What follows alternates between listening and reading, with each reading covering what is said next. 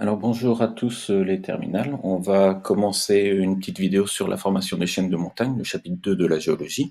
On a déjà vu ça en classe ensemble, donc c'est une révision.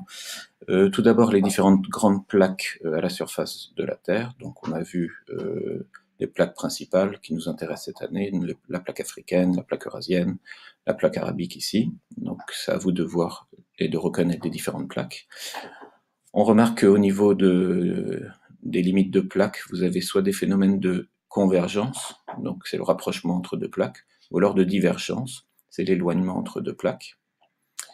Ensuite, on peut voir au niveau des limites de plaques, en fait, on peut voir que vous avez la limite du volcanisme, ou les zones de volcanisme et de séisme sont au niveau des limites de plaques, c'est normal, ce sont des grandes zones avec des fortes activités géologiques. Et la dernière partie, ce qui nous intéresse, nous, dans la création de chaînes de montagne, ce sont les zones de convergence. Il y a deux types de phénomènes de convergence.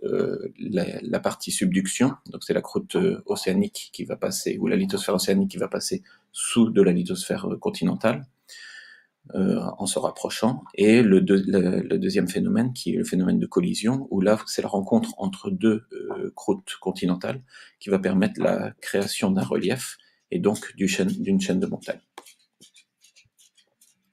Alors, pour étudier ces formations de chaînes de montagne, on va étudier directement dans ces chaînes de montagne les traces qui permettent de comprendre l'histoire de formation de ces chaînes de montagne. Donc on va commencer par étudier la lithosphère océanique, qui a une structure un petit peu particulière.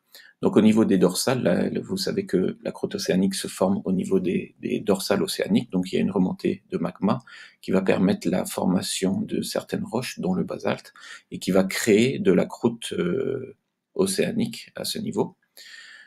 Le résultat de cette croûte océanique, c'est qu'on va avoir différentes couches qui vont se former. La première couche à la sortie du magma, donc c'est une roche magmatique qui correspond à du basalte. C'est une formation de roches en surface.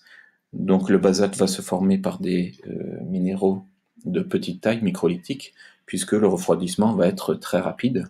Contrairement à la deuxième couche ici, qui sont les couches de gabbro, donc c'est un magma qui va se refroidir beaucoup plus lentement, mais les minéraux vont avoir le temps de se former, donc vous allez avoir une roche qui va être plutôt grenue.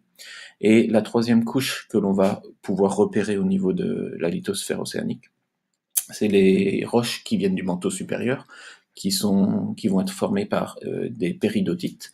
Alors la péridotite, la particularité de la péridotite, c'est qu'elle va avoir une couleur verte parce que vous avez de nombreux minéraux qui sont des olivines et qui sont de couleur verte. Alors au niveau des différentes roches, donc ici vous avez une représentation de basalte qui sort à la surface, mais en profondeur au niveau des océans, donc au niveau des dorsales. Et ça va former ce qu'on appelle des pilolavas, des basaltes en forme de coussin. Le refroidissement est tellement rapide que vous avez ces formes rondes qui vont se former. Ici, sur votre document, vous avez le lien sur une vidéo qui permet de voir la formation de ces pilolavas. Alors en se refroidissant, vous allez former des roches de type basaltique, donc une roche assez noire avec des minéraux qui sont peu visibles à l'œil nu. En profondeur, vous avez le magma qui a le temps de se refroidir, donc on peut voir la formation de minéraux de plus grande taille. Et le troisième type de roche, ce sont les péridotites. Donc, comme je l'ai dit tout à l'heure, reconnaissable à sa couleur verte à cause de la présence d'olivine. Alors, il y a une particularité aussi au niveau de cette formation de lithosphère. On voit que on voit ces types de roches en filon. Ce sont du basalte qui vont être pris au piège à l'intérieur de gabbro. Et cette formation, en fait, ce sont dans la chambre magmatique, vous avez le magma qui va remonter par des sortes de cheminées, et ils vont être expulsés à la surface. Et le trajet qui va être pris par le magma, en fait, c'est à ce niveau ici. Donc avec la craquelure de la roche, le magma s'infiltre dans ces craquelures. Au refroidissement de ce magma, eh bien vous avez de la formation d'un filon de basalte, et on peut voir ces filons présents au beau milieu de gabbro. Donc c'est ce qu'on appelle les basaltes en filons. Ici, en fait, vous avez un petit résumé de la formation de cette roche de lithosphère océanique, pardon. Donc ici, vous avez une chambre magmatique avec la remontée du magma, avec la fusion partielle des roches du manteau. Donc ici, vous avez le magma qui va, sous pression, remonter à la surface au niveau de la dorsale.